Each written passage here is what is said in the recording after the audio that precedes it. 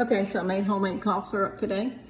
I've got some local honey, some ground cinnamon, some minced garlic. You can either mince fresh or buy this already minced. I really like this because it's easy when you're making a whole bunch of cough syrup.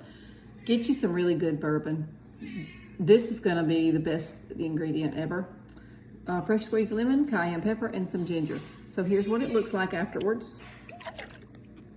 Mix it up. If you can take a teaspoon of that and try to chew the garlic in there with it, it's gonna really help you feel better.